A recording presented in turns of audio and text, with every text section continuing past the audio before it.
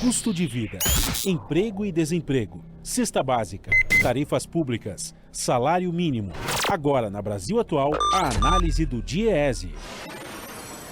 Nós vamos fazer contato agora com o supervisor do escritório do DIEESE em São Paulo, Vitor Pagani. Bom dia, Vitor. Bom dia, Glauco. Vitor, a gente tem conversado aqui nos espaços do DIEESE que a inflação ela não atinge todas as faixas de renda de forma igual. E ontem o Instituto de Pesquisa Econômica Aplicada, o IPE, apontou que as famílias de renda mais baixa foram as que mais sentiram aumento dos preços da economia em abril. A alta foi de 1,06% diante de um resultado de 1% para aquelas famílias de faixa de renda mais elevada. Como é que você viu esses dados divulgados pelo IPE, Vitor? Bem, Glauco, esse é um estudo, né, um boletim que o IPEA tem publicado regularmente, que mostra como a inflação atinge de forma diferente, segundo o extrato de renda domiciliar, né? Então, o boletim do IPEA mostra que a inflação tem prejudicado mais as famílias, os domicílios com baixa renda, né? Então, tem o dado de abril, quando a gente olha esse dado acumulado nos 12 meses, a gente tem que as famílias com mais baixa renda tiveram uma inflação de 12,7%, né? E as famílias de alta renda, uma inflação de 10,8%, né? Então, o boletim demonstra, né, o que a gente já tem comentado aqui, que a inflação ela amplia as desigualdades sociais, né? E ela aumenta a concentração de renda, né? E isso ocorre, sobretudo, quando a inflação ela é puxada pelos preços dos alimentos, né, e pelos preços relacionados à habitação, né, como gás de botijão, energia elétrica, que são bens e produtos que têm um peso maior no orçamento das famílias de menor renda, né?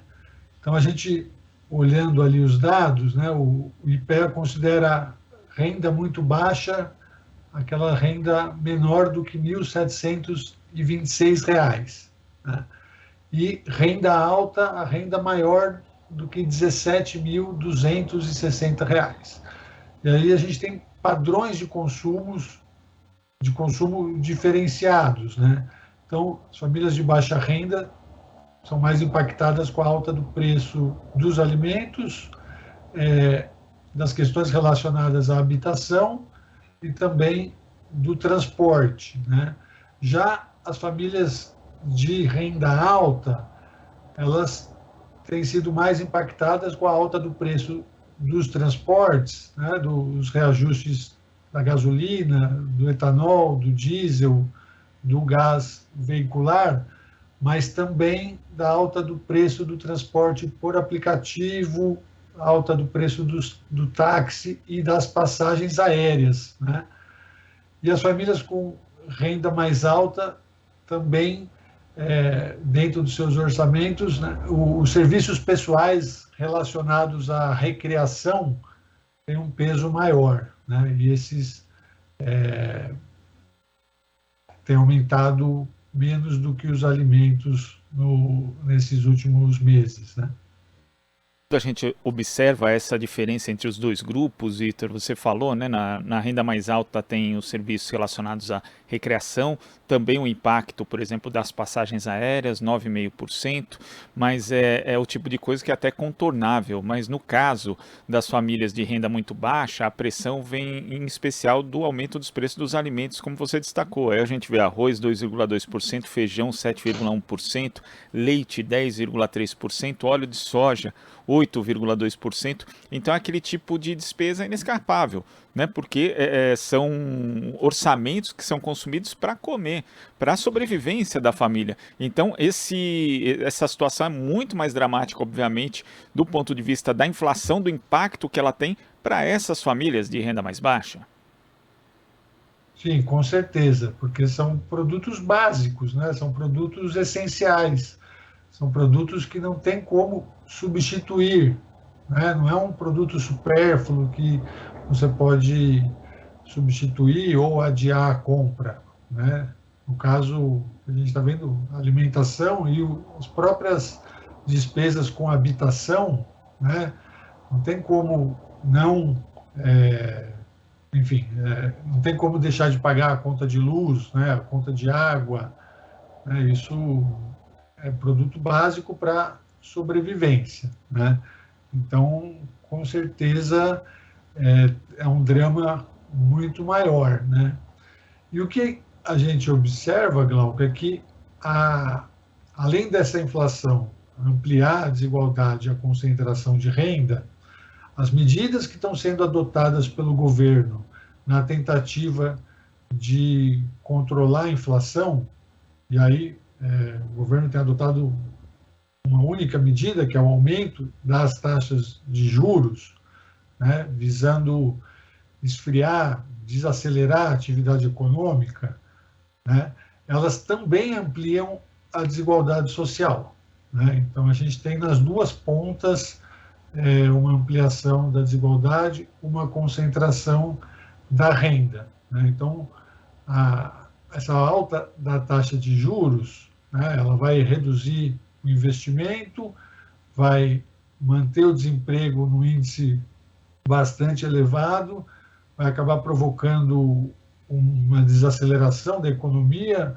né? A gente vai permanecer com a economia estagnada e, ao mesmo tempo, as pessoas, né, os investidores, o sistema financeiro, os bancos, os fundos de investimento, detentores de títulos da dívida pública vão se beneficiar, né? Então, a gente tem que, tanto essa inflação aumenta a concentração de renda, quanto a medida adotada para reduzir a inflação também aumenta a desigualdade social.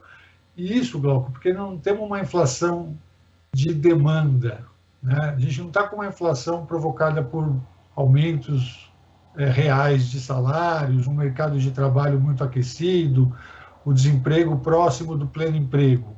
Muito pelo contrário, né? A gente tem uma inflação que é provocada principalmente pelos preços administrados, né?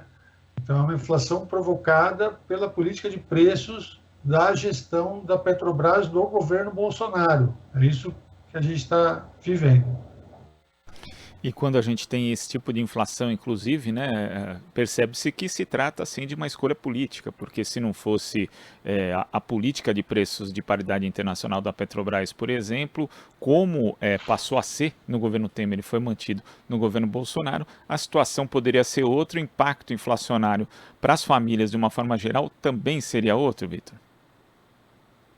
Com certeza. Então, nós temos essa política de preços da gestão da Petrobras, do governo Bolsonaro, né? Uma política de preços que foi iniciada no governo Temer, que visa favorecer os acionistas minoritários da empresa, principalmente os acionistas estrangeiros, né?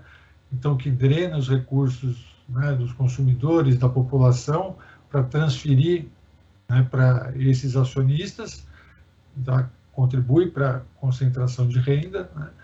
Aí nós temos uma inflação provocada por isso, e a medida adotada pelo governo para controlar a inflação é o aumento da taxa de juros, que também, por outro lado, tem o mesmo efeito de concentrar a renda e ampliar a desigualdade social, né? Então, é uma política, como eu comentei aqui na semana passada, né, que nós estamos no pior dos mundos, né? Porque nós temos inflação alta e sem dar sinais de desacelerar, taxa de juros crescente, né, acima dos 2 dígitos, e taxa de desemprego também muito elevada, né? Mais de 11% de desempregados, o que corresponde a quase 12 milhões de trabalhadores e trabalhadoras procurando emprego de forma ativa. Vitor, queria agradecer a sua participação aqui no Jornal Brasil Atual de hoje.